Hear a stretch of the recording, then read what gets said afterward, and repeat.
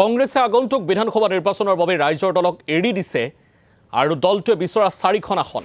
এই 4খন আসনত ৰাইজৰ দলে পোনপটীয়াকৈ প্ৰতিদ্বন্দ্বিতা কৰাৰ বিপৰীতে আন 4টা সমষ্টিত হ'ব বন্ধুত্বমূলক প্ৰতিদ্বন্দ্বিতা। সৰ্বমুঠ 13টা সমষ্টিৰ ৰাইজৰ দলক এৰি দিয়া বুলি মন্তব্য প্ৰদেশ কংগ্ৰেছৰ সভাপতি গৌৰৱ গগৈৰ। এই মুহূৰ্তত জনাব বিচাৰিছোঁ ৰাজনৈতিক প্ৰেক্ষাপটৰ অন্যতম গুৰুত্বপূৰ্ণ খবৰ এই মুহূৰ্তৰ মিত্ৰতা সন্দৰ্ভত যেহেতু বৰ্তমান সময়ছোৱাত গৌৰৱ গগৈ মন্তব্য কৰিছে কংগ্ৰেছে আগন্তুক বিধানসভা নিৰ্বাচনৰ বাবে ৰাইজৰ দলক এৰি দিছে দলটোৱে বিচৰা 4খন আসন। এই 4খন আসনত ৰাইজৰ দলে পোনপটীয়াকৈ প্ৰতিদ্বন্দ্বিতা কৰাৰ বিপৰীতে আন 4টা সমষ্টিত হ'ব বন্ধুত্বমূলক প্ৰতিদ্বন্দ্বিতা।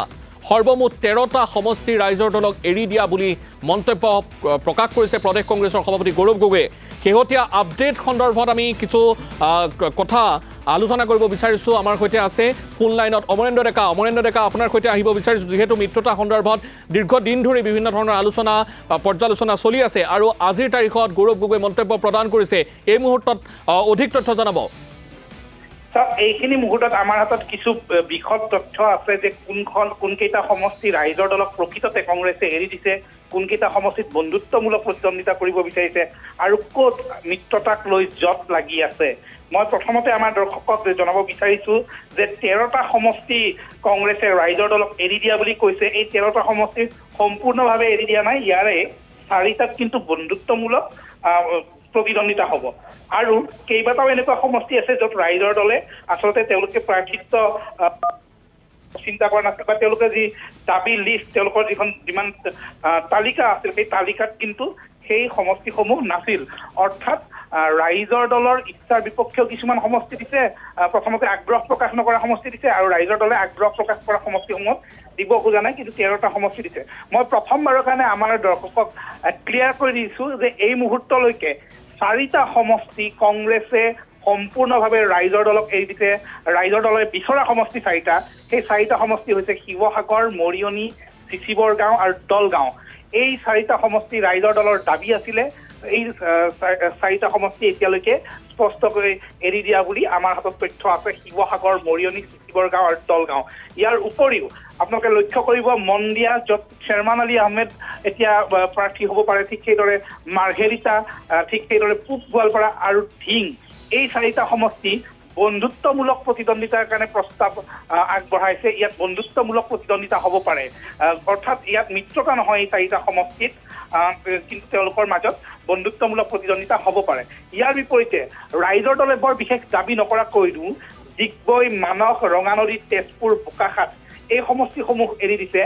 মই পুনৰ কৈছোঁ, মানস, ডিগবৈ, ৰঙানদী, তেজপুৰ, বোকাখাত এই সমষ্টিকেইটা এৰি দিবলৈ ইচ্ছা প্ৰকাশ কৰিছে কংগ্ৰেছে।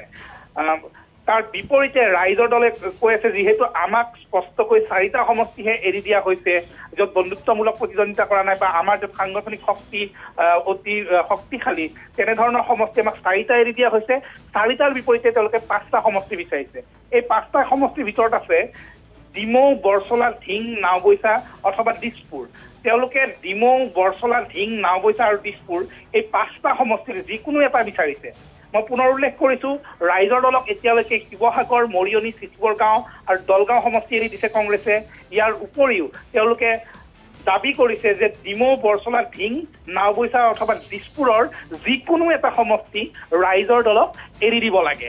অৱশ্যে ইয়াৰে যিটো ধিং সমষ্টি এৰি নিদিলেও তেওঁলোকে বন্ধুত্বমূলক প্ৰতিদ্বন্দ্বিতাৰ কাৰণে ৰাইজৰ দলৰ এটা প্ৰস্তাৱ বা এটা তেনেধৰণৰ এটা অপশ্যন এটা তেওঁলোকৰ কাৰণে ৰাখি থৈছে যে ধিঙত বন্ধুত্বমূলক প্ৰতিদ্বন্দ্বিতা হ'ব পাৰে, কিন্তু ধিং এৰি দিয়াৰ কোনো লক্ষণ এতিয়ালৈকে নাই। কংগ্ৰেছৰ ফালৰ পৰা ধিং এৰি দিয়াৰ কোনো ধৰণৰ লক্ষণ দেখা যোৱা নাই।